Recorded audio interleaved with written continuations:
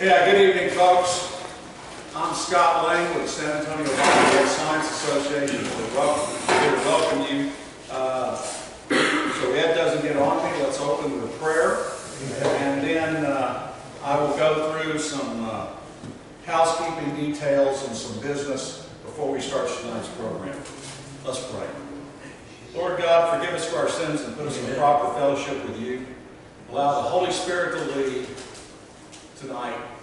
Protect us from all sorts of things going on, and let us focus upon your word and your world tonight. We ask for your help. We say amen to that. Amen. Tonight's program is Earth Battles. How old is it? Volume 1, The Grand Canyon. This is the second in the series of programs we're going through from Evidence Press. And I think most people liked the program last month, although they thought it was a little dense or a little quick for them. We'll see what your evaluation is of tonight's program. Last month was from the same people. Last month was from the same people. Next month and the next 2 months are from the same people if we choose to. Not exactly. Huh? Not exactly. The Dead Sea Scrolls is kind of ancient. No, Dead Sea Scrolls is July. Always in July, okay. Because next month we have Universe Battles. Tonight's we had, excuse me, I didn't erase March, I should have. Tonight is, I got that out of order. No, you got it. It's fine. It's fine. We're April, not March. We're April. Yeah, April's fine. You just should have Well, deleted we're the not top doing line. Universe Battles, we're doing Earth Battles. Oh, okay. I recopied that out of order. Oh. Scramble there. So, invert April and May. Earth Battles is tonight. Universe Battles is next month. Testing Evolution is in June. And I do have that DVD, all right, which I don't think you have. And then we have the Dead Sea Scrolls program. And then we just figured out that in August we'll be doing a program from Genesis Apologetics called Genesis Impact. Is that right? Yeah. Genesis Impact, which is a drama. A lot like God's Not Dead. Carl saw it in the day, but it is very good, and I know that organization is very happy with it. Okay. Prayer concerns. Please pray for the relief of the world from COVID. Thanks for the vaccine's arrival. Heal our nation from civil unrest and violence in our cities. Pray that our nation heals and comes together. And pray for protection of the First Amendment and religious freedom. We're still better off than some places, folks. Did you see what happened to a church in Canada this week? They arrested the pastor, and then they chained up his door and put barbed wire around the church to keep him out before they let him out. Oh, good. But it's only for his own good. It's only for his own good, yeah. Please pray for all of that. There are hard copies of the communique back there, as well as people receiving it online. Is there anybody here who signed up to get it electronically last month? Last month. No, I can't check on that tonight. I will check on that, though. The major article in there is which arguments should not be used by creationists. There's so much material there of things people use that they probably shouldn't use, because we've got better arguments, better data, and some of it's just flat wrong. If you're a creationist and you're touting that the earth is flat, please don't. You're laughing. They're still flat earth society. And either those people are real crazy or they're part of a joke that just keeps going. But See that girl up there? yeah, but if a creationist does stuff like that, people are just looking for stuff to find lack of credibility on us. And we need to stay away from that. That article goes into that. Well, I think there's an important point there, because nobody's actually trying to shut down the Flat Earth Society, but they are trying to shut down us, because they know they don't have to shut down Flat Earth Society because they know people won't take it seriously. Yeah. While you're talking of things shut down, let's talk about something opening up. The ICR Discovery Center will open May 4 in Dallas. It is a world-class museum and Earth and Science History Museum, and we recommend that going to check out that over $30 million facility that's in Dallas that will reopen May 4. We also have our Genesis commentary. All of this, again, is by hard copy, or hopefully you're getting it by email. If you're not getting it by email and you wish to, the sign-up sheet is back there. Come on in, ma'am, and sit where you wish.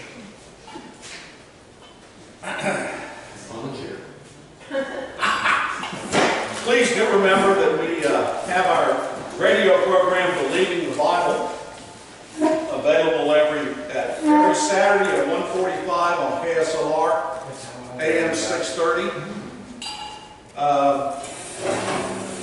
You can see a list of the programs that start with this Saturday with Jim Benetwald from Evidence Press, who's the head of the organization of the video that we're going to see tonight for the next 2 months after this. Is he going to talk about people in battles? Let's see. Yes. He leads the discussion. Yes. Earth Battles is actually what he's going to talk about on 5-1. If you take a look at that. And on 417, we had him talking about testing evolution, which was actually the first documentary they did. We will be adding to this and have a summer schedule up by the end of the month. Right now, we've done 2 programs with Dr. Robert Carter from Creation Ministries International on biology. This Saturday, we got a marathon session. How many skits do we have at this point? Probably 5. We've got 5 skits, and we've got a 15-minute interview with Ken Ham. So we put all those together, and that'll give us enough programs to get through the summer. Okay. Is he going to comment? Otherwise, it's really tough to come up with one you don't know. On what? Is he going to comment on the skits? Is he going to engage? No. You haven't invited him to engage on the skits? His time is controlled. We have to call him at 9:45 CST, and he got a special time to do that because he's got something later in the afternoon. I tried to set him up for two interviews. We can only do 1. So, but again, they do remember our radio program. That is on podcast. So if at any time you missed it on 1:45 on Saturdays, you can just simply go to the KSLR website, go to the KSLR podcast, and all of our radio programs are on there and can be listened to at any time. Let's see, I think that that's all I've got for Scott? pre-business. Yes? Can I interject about 5-1, May 1st? Uh-huh. We're having a citywide election, you know. Just don't forget to vote, please. What are we Early voting? voting on the mayor.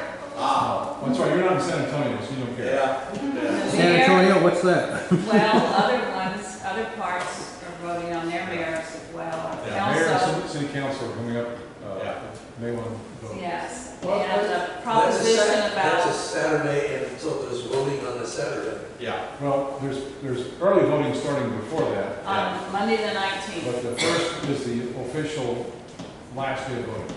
Thank you for that plug, and not only vote, folks, but get informed on what's going on. Yeah, this is a quick question. Is there anybody on the ballot that you feel good about voting for?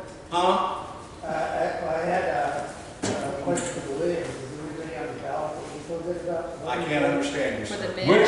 Which candidate would we recommend for mayor? We are not going to go there. Well, Ask me later. My question was, is there anybody that you feel good about voting for? I wasn't asking who that was. I was just asking if there wasn't. It's the same thing. Rose is still a rose by any other name. Talk to Cindy I'm later. not asking for a name. I'm just wondering if they're all bad or if there's anybody.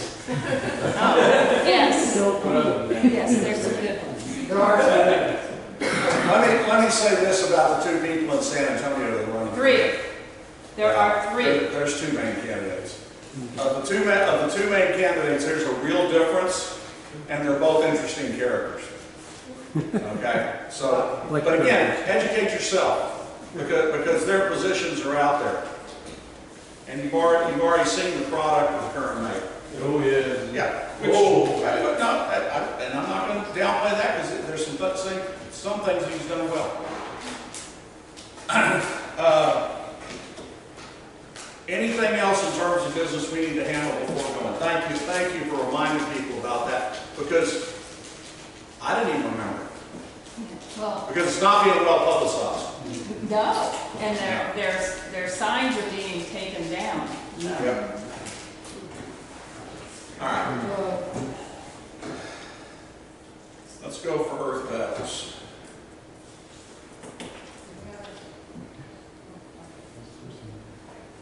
Cindy, in the local paper that they put out on a weekly basis, there's a list of all the voting locations in it, so that I know that in my local, we got it, because I took a look at it, it's got a total list throughout San Antonio, and so.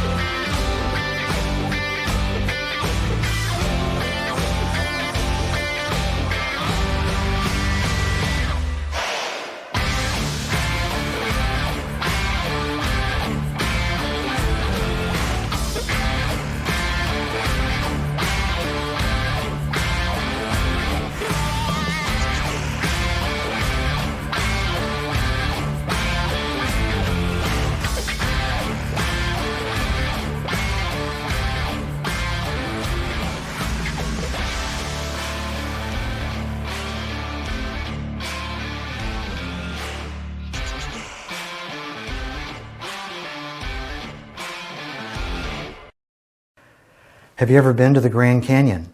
Have you ever hiked down into the canyon and gazed around at the vivid layers and rocks?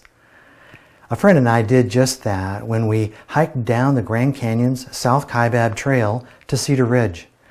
It was a hike I will never forget. I'm Jim Bendewald, the Director of Evidence Press.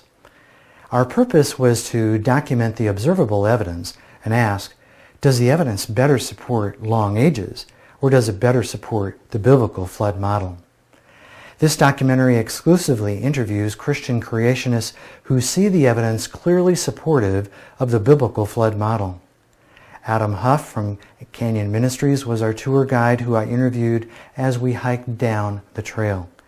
In addition, our interviews with two esteemed exploration geologists, Dr. Andrew Snelling and Dr. John Whitmore. I also interviewed Canyon Ministries Director John Elbert and Crying Rocks Ministry Director Guy Forsyth. All these people provide insight into the canyon and specific pieces of evidence helping to understand the biblical flood model.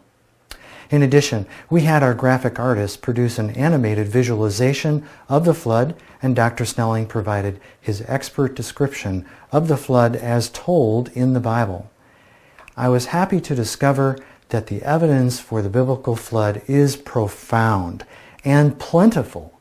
So I can plainly say the evidence is crystal clear that the flood was worldwide, it was catastrophic in nature, and the evidence is fully consistent with the flood having occurred about 4,500 years ago, as the biblical genealogies leave us to believe. Welcome to Earth Battles. How old is it?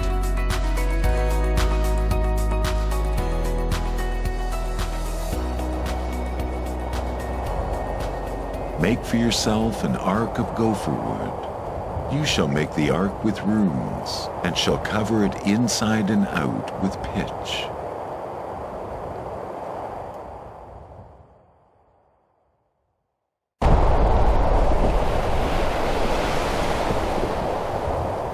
In the 600th year of Noah's life, in the 2nd month, on the 17th day of the month, on the same day all the fountains of the great deep burst open, and the floodgates of the sky were opened.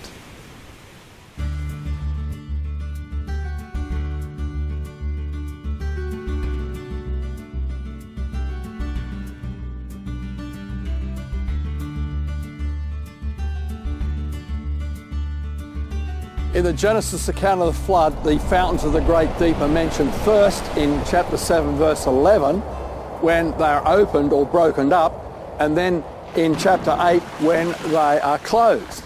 And we have to look at the Hebrew there. The great deep, in most Hebraists will say that's referring to the deep ocean waters, but others will say it also includes the deep earth. And both fit the situation. We know today that there's even still fountains on the ocean floor with water coming out of cracks in the ocean floor.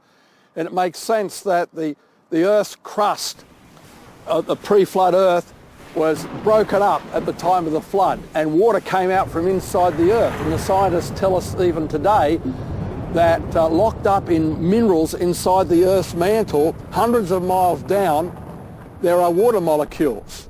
And they released when the rock becomes molten. And that's why up to 70% or more of what comes out of volcanoes is water in the form of steam. And so that description in Genesis, the Genesis account of the flood, is very apt in describing water bursting out from inside the earth through cracks all around the globe.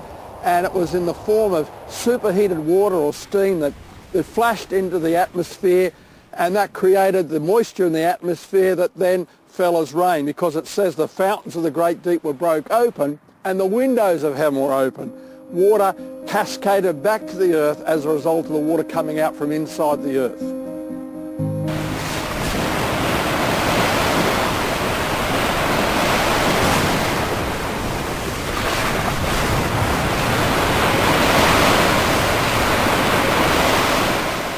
And the water prevailed more and more upon the earth, so that all the high mountains everywhere under the heavens were covered. The water prevailed 15 cubits higher, and the mountains were covered.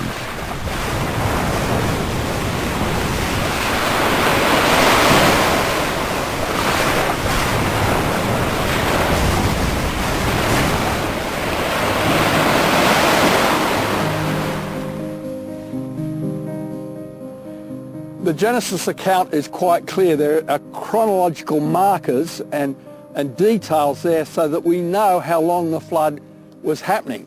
It's all related to the years of Noah's life. And we're told on a specific day of the month, and a specific month, 600th year of Noah's life, the fountains of the great deep broke open. And it says the rain was on the earth for 40 days and 40 nights. So there's this first 40-day period of intense activity when there was the fountains and the rainfall on a global torrential scale. And then we're told that the waters prevailed exceedingly until all the high hills under the whole heaven were covered, so that by the 150th day, the ark was floating on a global ocean. And it was at least 15 cubits clear That's 15 cubits, this arm length here, clear of the highest pre-flood peaks. Now, we have to remember that Mount Everest wasn't there before the flood. It's made up of flood sediments, and so we don't have to have waters as high as Mount Everest. Only sufficient to cover the mountains that were there in the pre-flood world. And then we're told the fountains closed, the windows were closed, the rain started to taper off, and the water started to retreat or peak. Also, the fountains of the deep and the floodgates of the sky were closed, and the rain from the sky was restrained, and the water receded steadily from the earth, and at the end of 150 days the water decreased.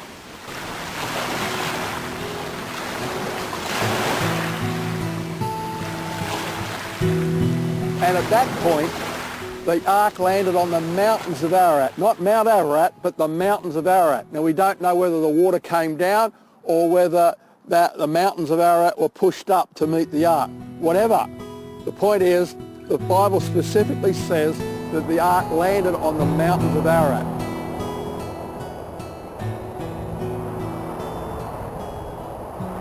And in the 7th month, on the 17th day of the month, the ark rested upon the mountains of Ararat.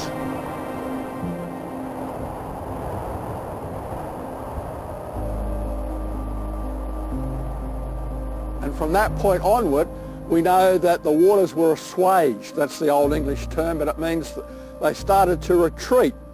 And they retreated into deeper new ocean basins that were being formed as a result of all the tectonic, the earth movements during the flood.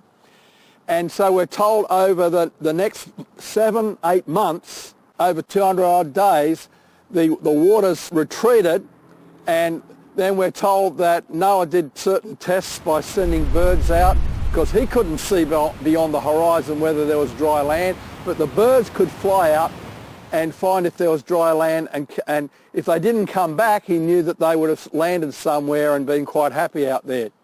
But even then, after the birds didn't come back, God got Noah to wait another 57 days, and that's probably to allow vegetation to start growing so that the animals, when they got off the ark, would have food to eat.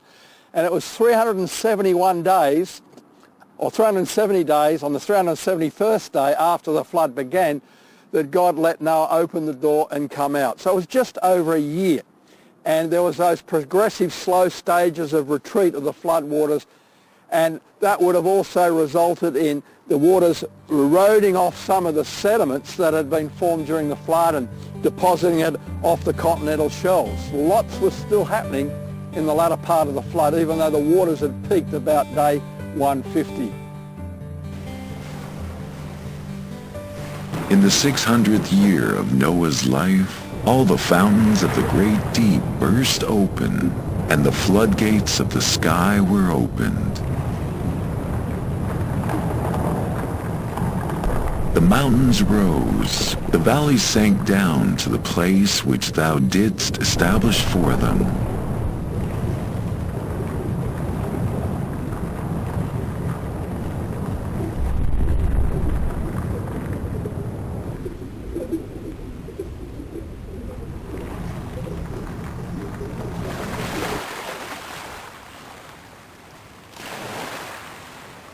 A year after the flood began,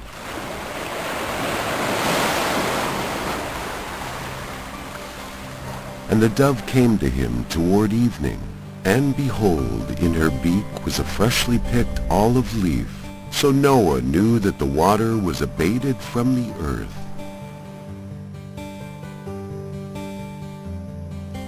Well, let's look at a showcase for evidence for the flood. And the reason we go to the Grand Canyon is not only because it's well exposed to view, but it's well studied, and it's like a showpiece in the conventional scientific community for all these layers supposedly taking millions of years. It's not just in the Grand Canyon itself we see the layers, but if you go north through Zion up to Bryce, you're actually going through up another 10,000 feet of layers. So there's about a 3-mile thickness of layers, and of course, some of those layers aren't where the Grand Canyon is. They've been eroded away, and they're only exposed further north in what is called the Grand Staircase, because there's a set of cliffs. And then, of course, the canyon is carved into those layers, and the top of the Grand Canyon is part of the Colorado Plateau. So you've got this uplifted area, and the headwaters of the Colorado River at a lower elevation than the top of the plateau. So water didn't flow uphill if it was going to carve out the Grand Canyon. I often remember the first time I went to the canyon where I was looking at the sign which said, you know, millions of years of slow erosion of the Colorado River carved out this Grand Canyon. And there was a little boy there with his mother. He was probably about 9 or 10, and he started laughing. And his mother said, "What are you laughing for?" He said, "You mean to say that little trickle of water down there carved out this big canyon?" And it didn't make sense to him.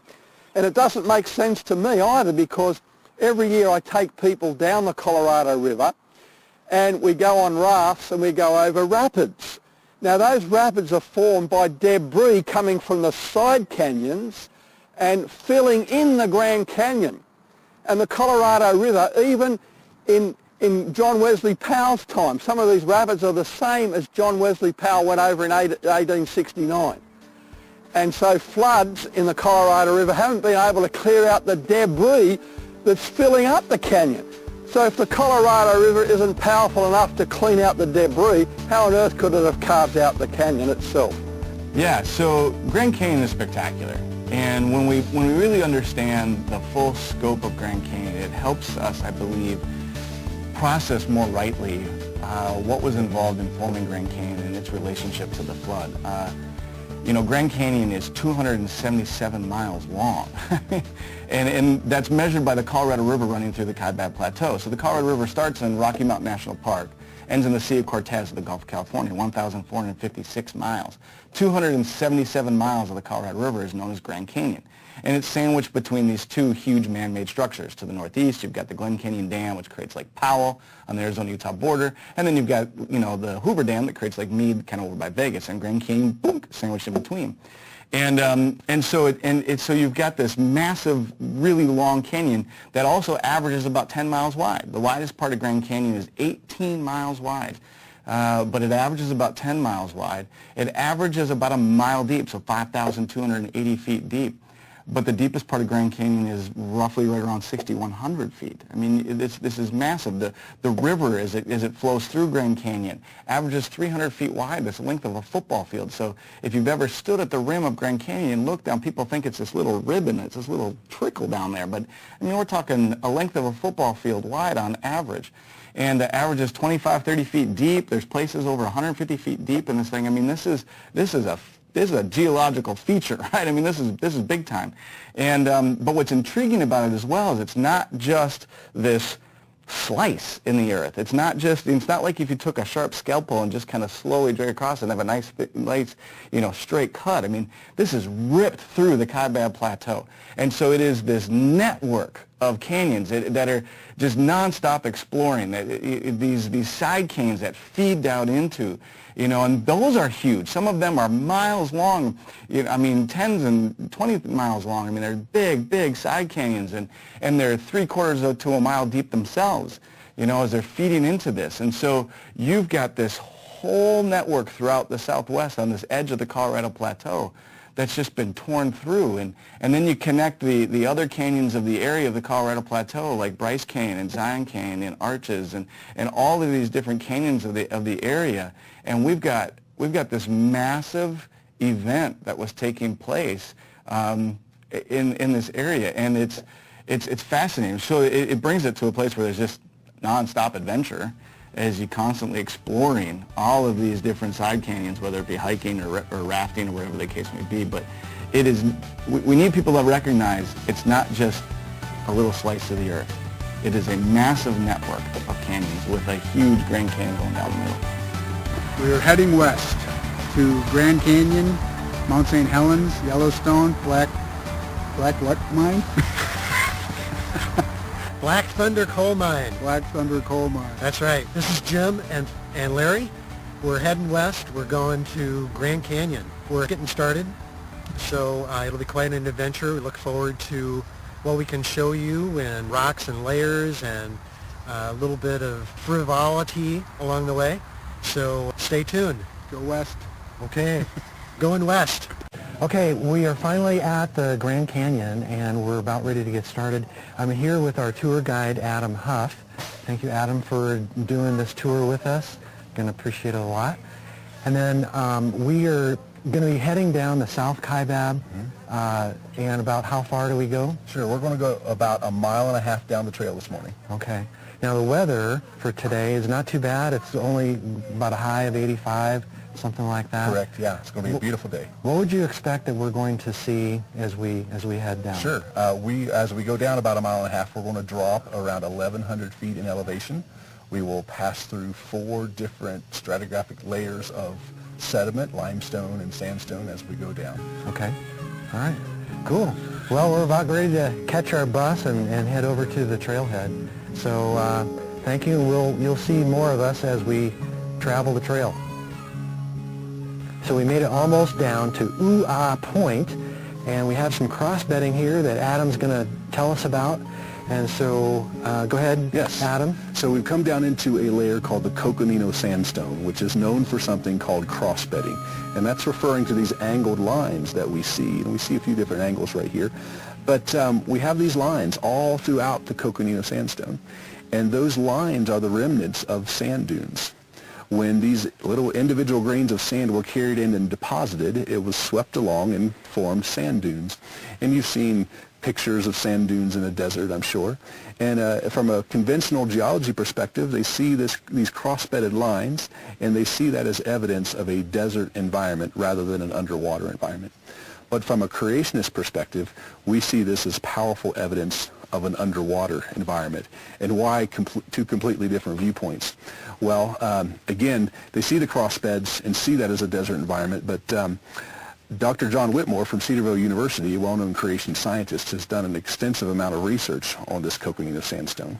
And he has come in and discovered a lot of evidence that confirms this was laid down by water. And the primary piece of evidence has to do with the angle of these lines. Okay. Well, he has come in and measured this angle in hundreds of places throughout the canyon. Right. And what does he find?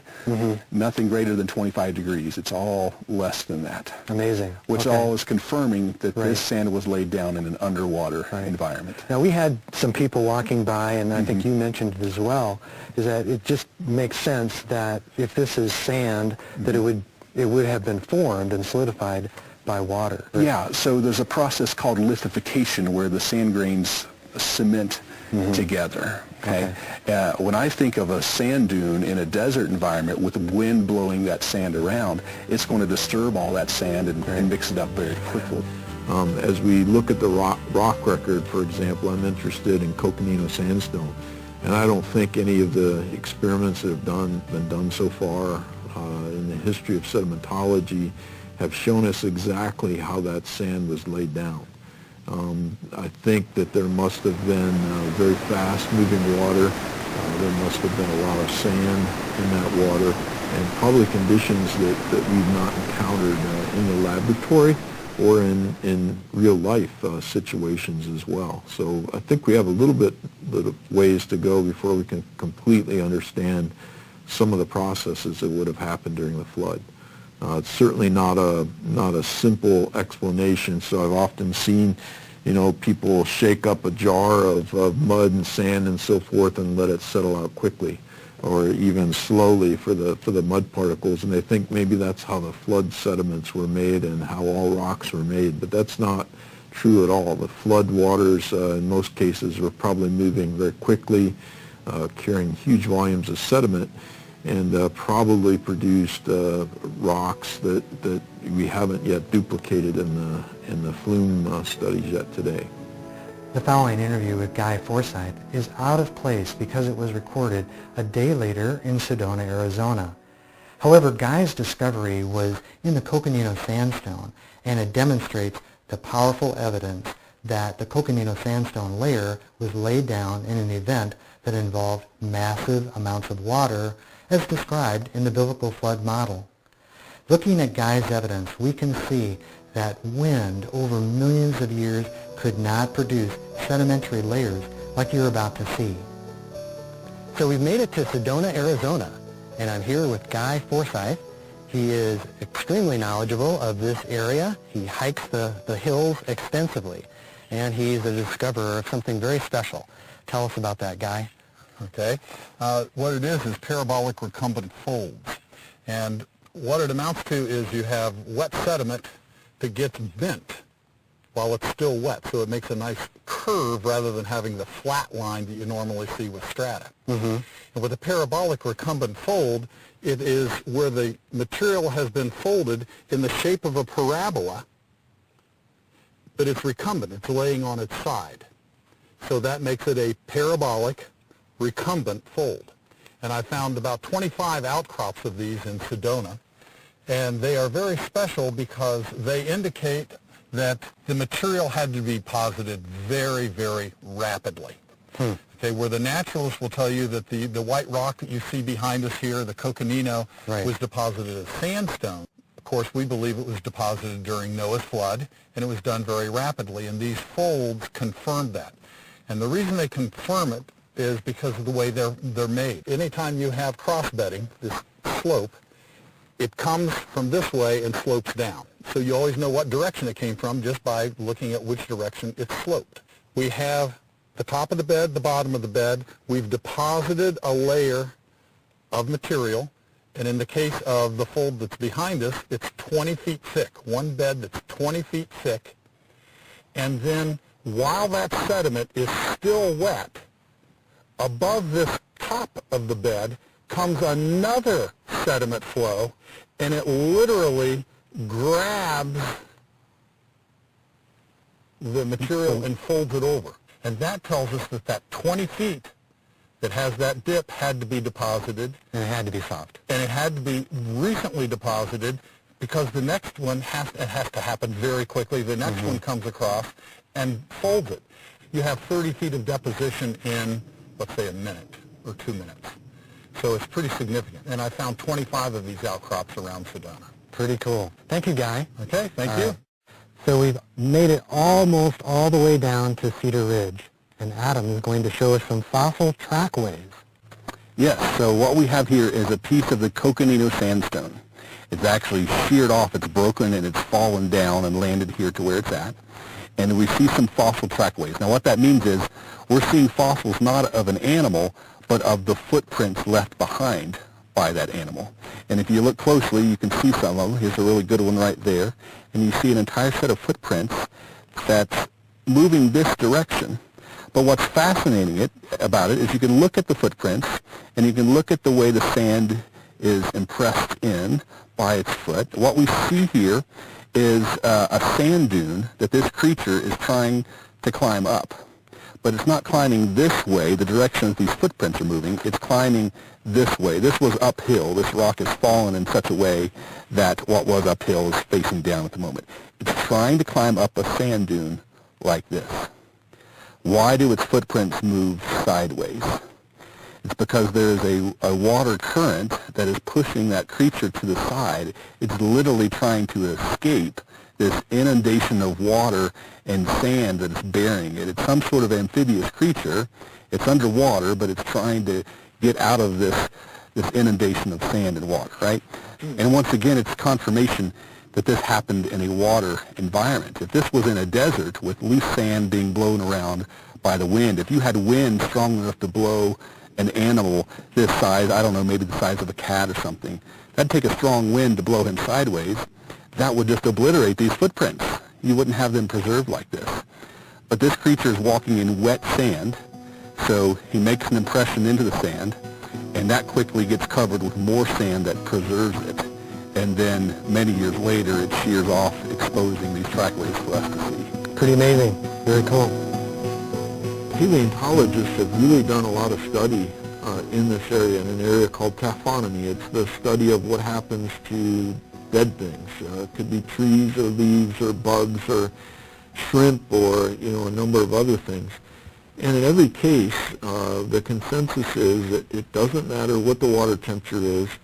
It really doesn't matter how much oxygen is there, if you have a lot of oxygen or no oxygen. It doesn't really matter on water depth. If you have an organism, those organisms will decompose. And God has really made it that way for organisms to decompose so the nutrients can be recycled and so on. Otherwise, we'd be piled up with dead things, all over the place. But when you find organisms in rocks, that means that those rocks have formed quickly. There is no other way around it. And I think most paleontologists who understand this subject will freely admit that fossils are evidence of rapid formation of that rock. The conundrum they have is that if you can't put the time within the rocks, where are you going to put the time? And so geologists are now more frequently putting the time in between the layers of rock, not within the layers of rock, because they realize fossils really do mean that the rocks have formed quickly. So then you can have a whole discussion on, is there evidence for the time in between the layers?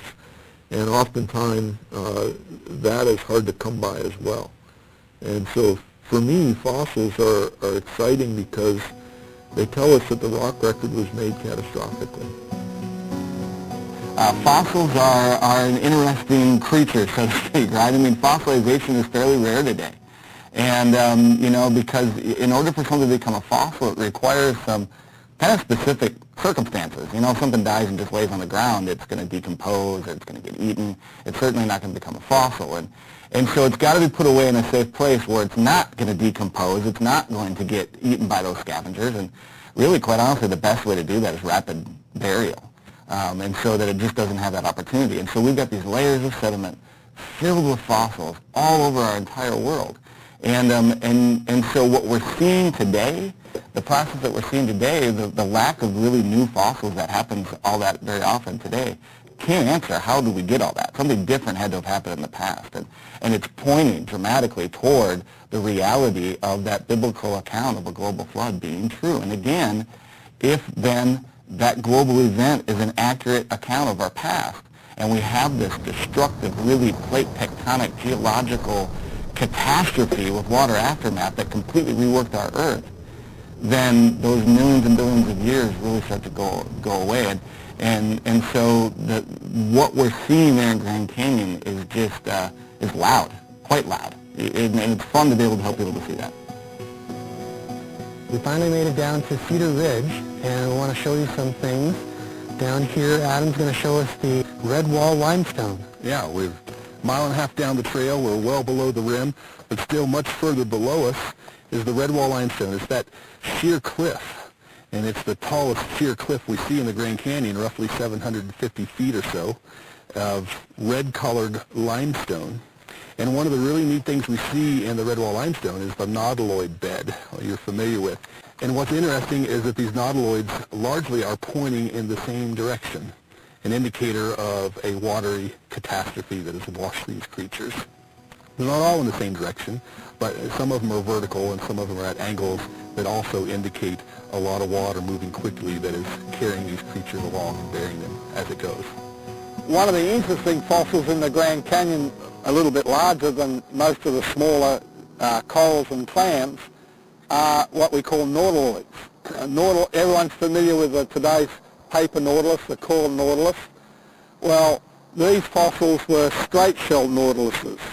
They were cigar-shaped, and had a head like a squid, and they grew all their lives because they kept on adding chambers. They only lived in the last of the chamber, but they grew long chambers. Now, in the Grand Canyon, halfway down the walls of the Grand Canyon, is a rock unit called the red wall limestone. Now, limestone's easy to understand. Lime turned to stone is limestone. But why red wall? Well, because when you stand at the rim of the Grand Canyon and you see the cliff of this limestone, it actually sits up there like a red wall. So geologists are quite simple. They attach names like that to rock units. Now, the conventional wisdom is that the red wall limestone formed in a calm and placid sea over millions of years as lime grain by lime grain fell and animals died and were fell to the bottom and were slowly covered up over millions of years. Well, these nautiloid fossils are significant because they debunk that idea completely. They're found towards the bottom of the red wall limestone in a layer, a particular band called the Whitmore Nautiloid bed. It's about, 3 metres thick. It varies, about 10 feet thick. It varies in different parts of the canyon. And these fossils were first noticed in one of the side canyons in the upper Grand Canyon area. We call it Marble Canyon. And there wasn't a lot of interest in them until biblical geologists start to go in there and look at them, and looked at the extent of them.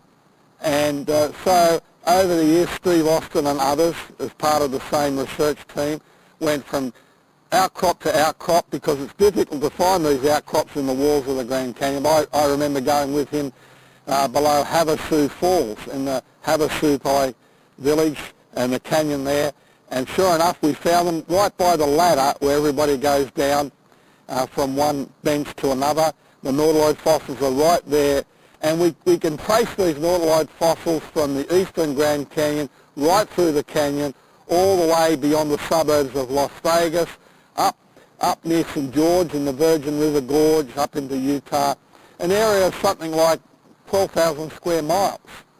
And it's a vast layout. Everywhere we go, at every outcrop, we find about 1 or 2 every 10 square feet.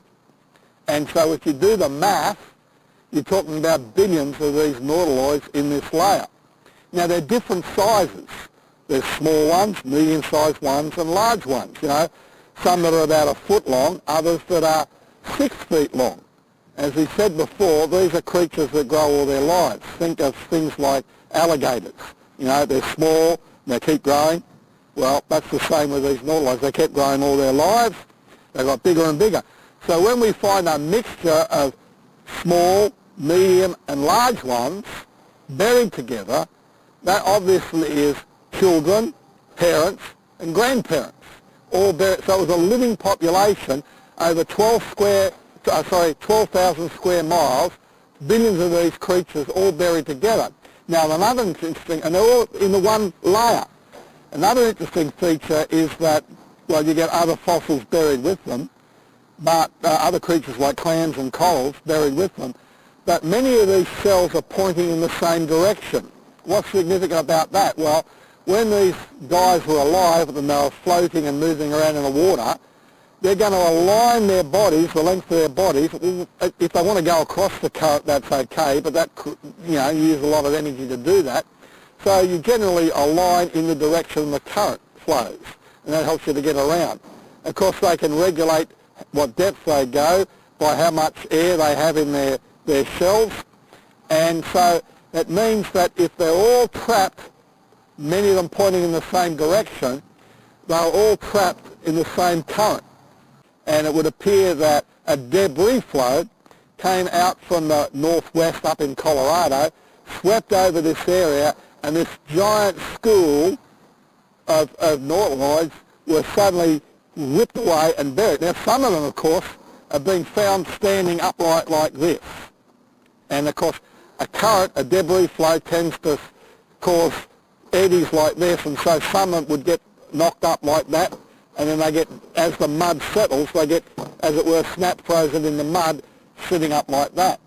Well, hello, if it was sand grain by sand grain, lime grain by over thousands of millions of years, this guy would have been sitting upright like that for thousands, slowly been waiting to be fossilised. No, that doesn't make any sense. He had to be totally entombed, as it were, snap frozen in this debris flow. As it stopped, everything, all the material settled, and everything trapped in it, whatever position it was in, was immediately settled.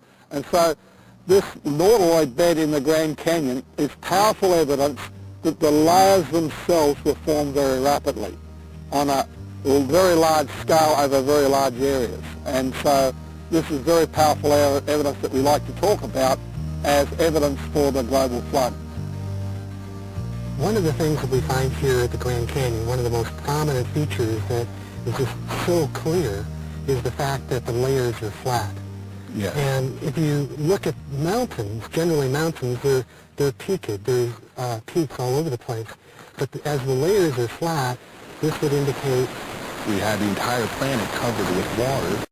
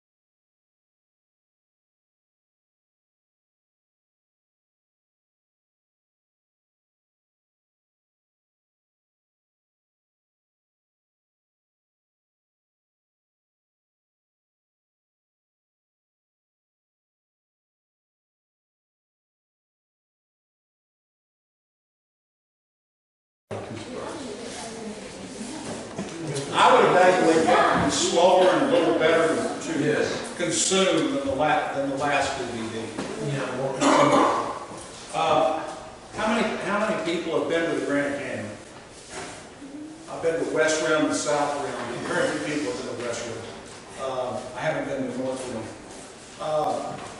I do want to recommend 3 things that were kind of around this film. If you've never been to Sedona, get there. That's in northern Arizona. Beautiful area. The contrast between the orange rock and the green foliage that's there is striking. It's an absolutely beautiful area. And that's something to be said for everything that's across the Midwest there. 2 years ago, I dragged my wife into a vacation. When we went up to Yellowstone, we were there for 2 days before she figured out she was in the middle of a volcano and we had to leave.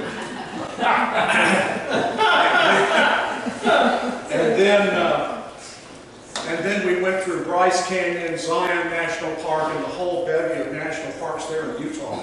You talk about a laboratory, and we've seen the Grand Canyon along the way. You talk about a laboratory of seeing God's creation in the flood. It's just amazing looking at all of those.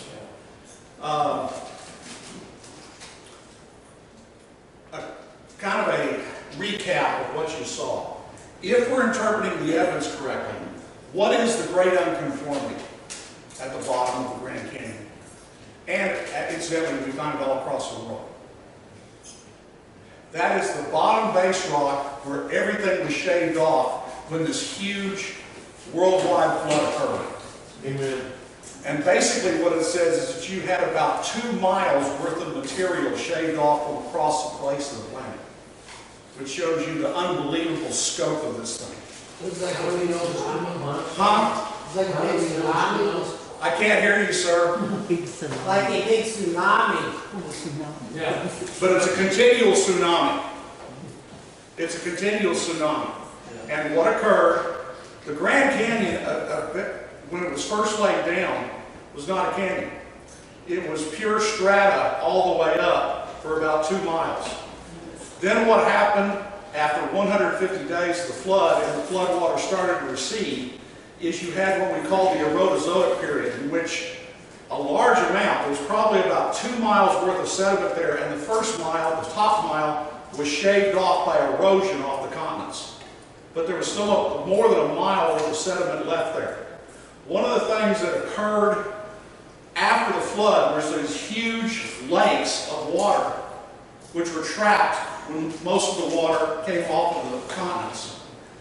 Those earthen dams which held back those waters eventually broke. One of them was east of the Grand Canyon. And the Grand Canyon, just like the kids said, just like it's interesting they said that, when I was at the Grand Canyon on the South Rim, there was a docent talking to some kids, and one of the kids says, "You're telling me that that little ribbon down there cut this whole thing?" And he just looked at the docent like, "What drugs are you on?" Because it violates common sense. Yeah. Now, if you're going to read millions of years into it, maybe sort of, except there's a couple of problems with that. First off, if Colorado would have had to get to the Grand Canyon, it would have had to climb uphill 1 mile. The last time I checked, water doesn't do that. And what really shows with the Grand Canyon is, and what we have from creation science is, this great earthen set of water, of which the earthen dam broke loose, traveled through and cut it out in a very short period of time. Again, this was a catastrophic event. And everything we find in the Grand Canyon conforms to these creationist viewpoints, and that it happened very recently. Okay, that's a recap of what we have from this film. Any thoughts or questions on this film? Yes, sir. Psalm 104 doesn't say that it happened at the end of the flood. Psalm 104 says that the Lord lifted up and put down. It doesn't say when. They attach Psalm 104 arbitrarily at the end of the flood and then say this is the scenario. But they've got no evidence for that, and they don't present any evidence for that. No. There is a little bit of common sense that he fixed a barrier, because that's what it says in the scripture, that he fixed a barrier between the two so that they would not meet again. And so that's why most people associate it with the end of the flood. But no, they don't give a date for it. Yes? There's a place that's on the northern border of Oregon, right by Washington State. It's out in a flat area. There's no river that runs through it.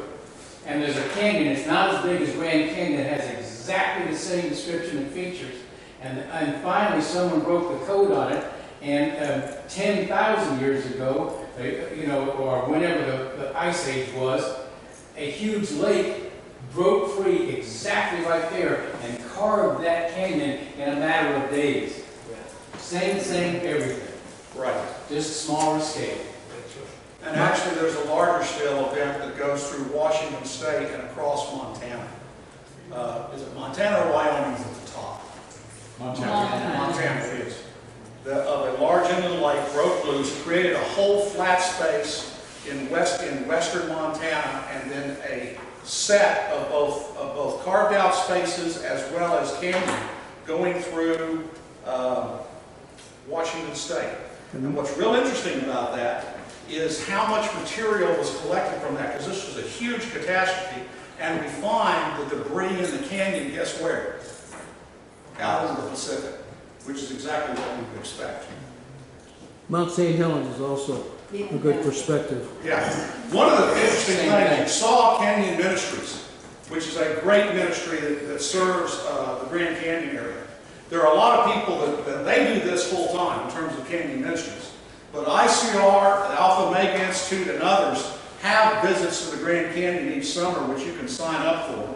And again, this is going to sound like a plug, because I did Yellowstone, I've done Utah, and I've done the Grand Canyon. You talk about some great vacations with something to see and something to learn, I would recommend it. Paul, the reason I brought that up was Paul Taylor. They're at their center just outside of Mount St. Helens, does similar tours of the Mount St. Helens area. So we have two great ministries that are serving those two laboratories for looking at sudden catastrophic creation.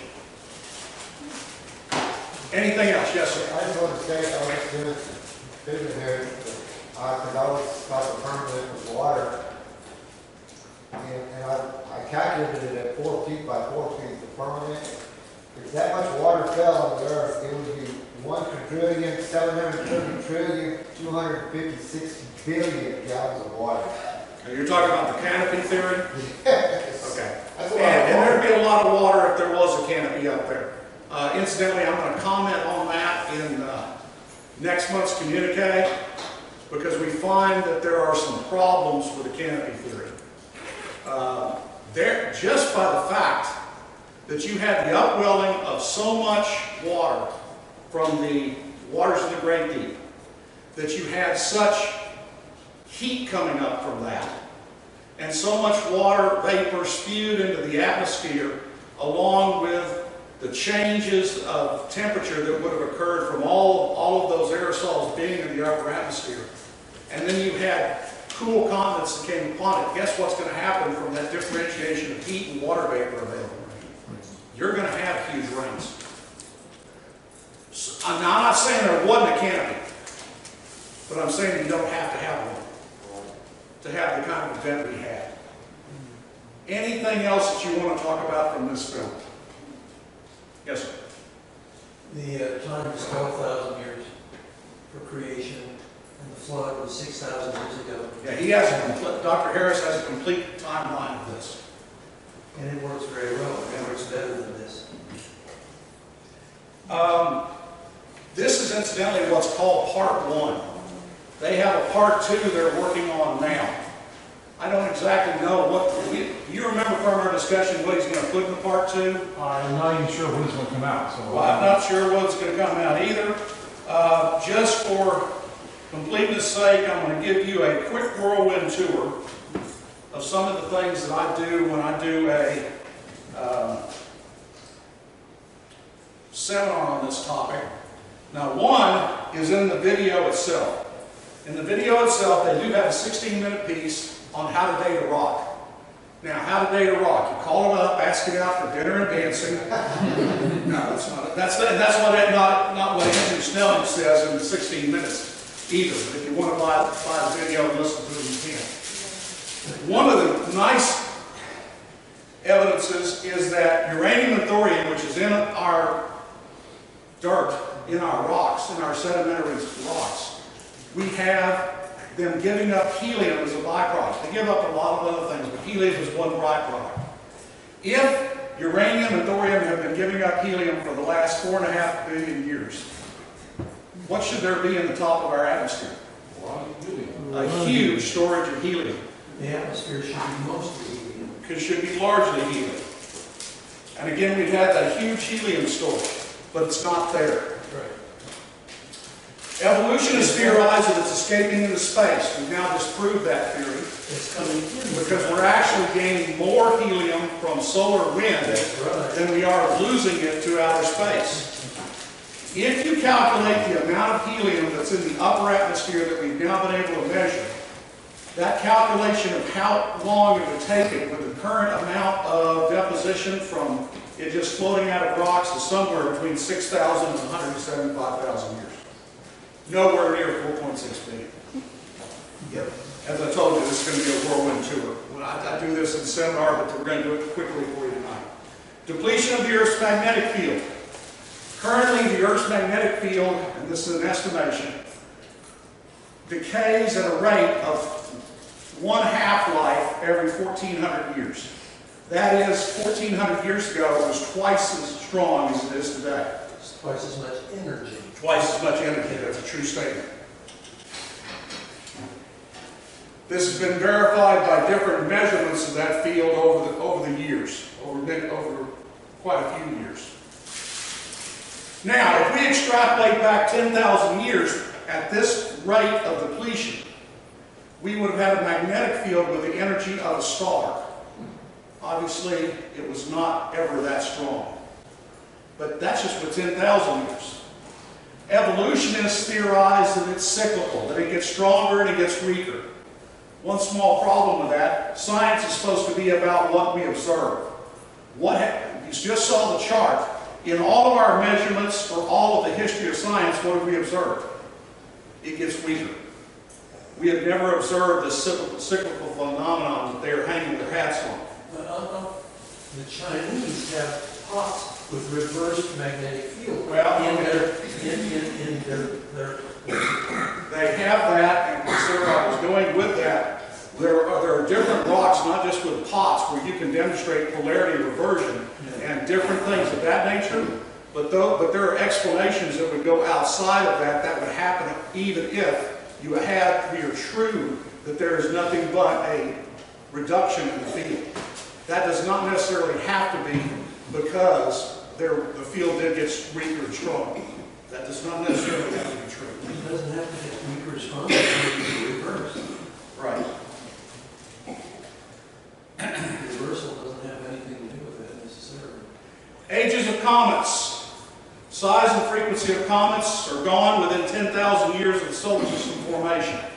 If we started with any amount of short period comets, what happens every time they go near the sun? They make their orbits and go near their sun.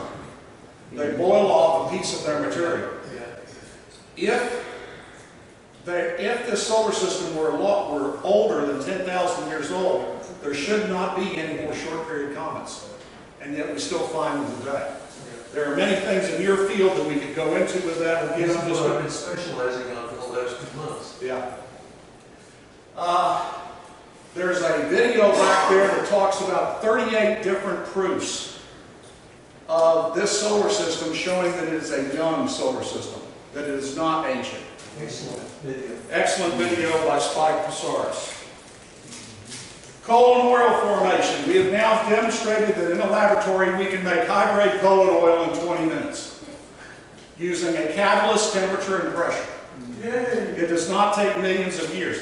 What's worse is, what has also been demonstrated is that the cap rock which holds in oil cannot exist for millions of years. That the upper bound for cap rock to hold before it cracks and gives way to the kind of pressure that oil exerts and natural gas exerts is about 10,000 years. So it cannot be older than that. What happens when you drill down and find oil? You get rich. You get rich. That's a true statement. But you also have an explosion of the oil up from the pressure down there. That pressure is being exerted on cap rock at all times. And it shows that that stuff has not been down there that long. I'm going to skip over that. I already made that point. Can I make another quick Yes. statement? Just to give anybody that's wondering about quadrillion gallons of water, if our oceans were to get 1 quadrillion gallons of water, Corpus Christi would be under 290 feet of water. That'd be excellent. That's how much it is. I'll give you an idea how much water that is. Nickel on the Earth, much of the micrometeoroid and meteoroids that we have hit the Earth have a high nickel content. So if we've been bombarded by these types of meteorites for the past 4.6 billion years, there ought to be a lot of nickel on the face of the Earth. We don't find it on the face of the Earth. So, ooh, wait a minute, there's been rain and erosion, so maybe it all washed into the seas. Well, calculation shows that if this has been going on for 4.6 billion years and it's all washed into the seas, we should have 960 cubic feet of nickel deposited on the bottom of the oceans. You go down and look at the oceans, is it there? No. No, it's not. The amount of nickel that we find that is deposited in the oceans, when you calculate it out, calculates out to around 10,000 years. Ocean salinity. One of the things I open most seminars with is, how old do you want the Earth to be? 100 years? I can give you data on 100 years old, even though I know it's not that. You want it to be 1,000 years? I can give you data on that. 4.6 billion, 6,000, 10,000, pick a number. Here's examples of that. Mineral deposits in oceans. According to the evolutionists, our oceans are about 3.5 billion years old. And the stories on how the water got here are weird. Yes, they are. But the current salinity level, because our oceans are collecting minerals all the time from the erosion from the continents. The current amount of salinity, salt in our oceans, would be done at the current erosion rates in about 260 million years. But what happens if there was a worldwide flood event about 4,000 years ago, 4,000 to 6,000 years ago? Suddenly you get all that stuff in the oceans when? Now. Suddenly. Suddenly. It doesn't take 260 million years. Aluminum. At the current erosion rates, you'll get aluminum there in just 100 years. It doesn't take 4.6 billion or 3.5 billion. Magnesium would get there in just 45,000 years at current erosion rates. But what happens if there was a flood? It's there immediately. Silicon would get there in just 8,000 years at the current erosion rates. Where's the 3.5 billion? Potassium in 11 million years, copper in 50,000, gold in 560,000, silver in 2,100,000, mercury in 42,000, lead content in the oceans just in 2,000 years, tin in 100,000 years, nickel in 18,000, and all come down to 10K years with a flood included. Yeah, I can give you data for any date you want, but the point is, if you assume a flood, what we see in the oceans testifies to the youth of the earth and what the biblical timeline is. Could I make this point? Please quicker. The smaller the number, the greater the indication that there's something that precipitates that stuff out of the ocean. Mm-hmm. Rotation of the earth. Earth's rotation is slowing. Currently it's 1,000 miles per hour at the equator. But it is slowing, ever so slowly. At this rate, it should have stopped long ago by evolutionary time scale. Unless what you say is that it was spinning at an unbelievable rate, which would have made the original Earth a pancake. Yeah. It never was a pancake. You never put syrup on it. It never came from IHOP. Okay? Recession of the moon. The moon is moving away from us. What's the figure? I think it's about 1.5 inches a year. Something on that nature. We actually have a good measurement of that because of the laser reflector that was left by Apollo 11. We're able to bounce Several of them. lasers off of it. At current rates of speed, recession that is moving away from us, the moon would have had to start inside the Earth. It didn't do that. And in point of fact, if it had ever been very close to the Earth, it would have set up such tides that the formation of the early biology would have been impossible. And it would have torn up the Earth. There are a ton of young Earth evidences. Saturn's rings could not have stayed together as they are for 4.5 billion years.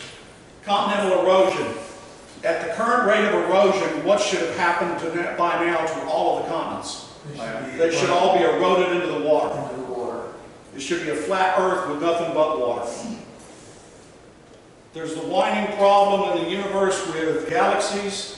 Poynting-Robertson effect. That's an effect where the sun, with its tidal forces, should have swept clean. The sun combined with the planets should have swept clean all the debris we see in the solar system, and the solar system should be fairly clean now after 4.6 billion years.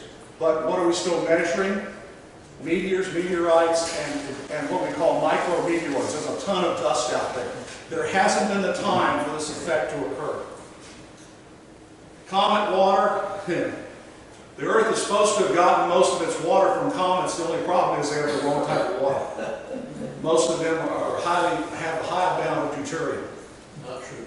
Not true? That used to be said. And the latest research shows that about half of the comets are rich in deuterium and the other half are not. And the abundance of deuterium does not depend upon whether you're talking about comets with 1,000-year periods or periods much shorter. Okay.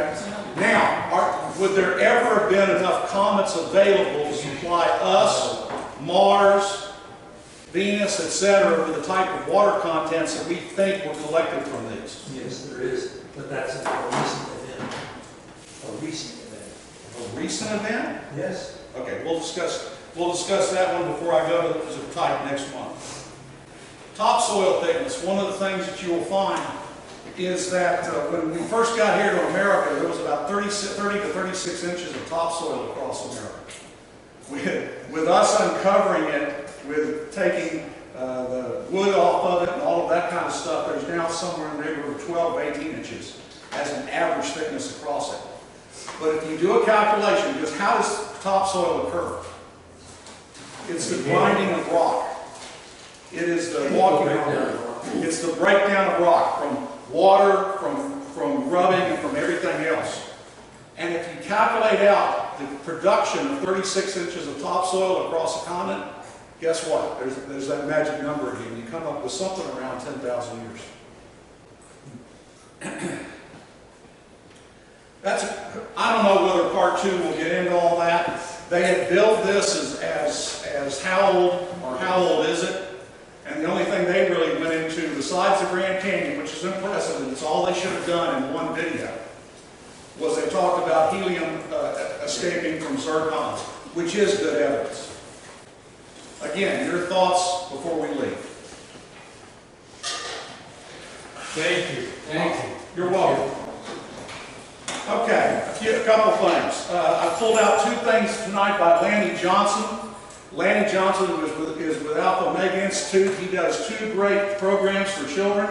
Dinosaurs, Cavemen, and the Flood. First person up here to get this one gets it. Creation, Evolution, Design, or Chance. Again, both from Lanny Johnson of AOI. These are the 2 freebies of the night. When we get through, I do invite you to take a look at the materials at the back. On the right-hand side are free materials. On the left-hand side are paid materials.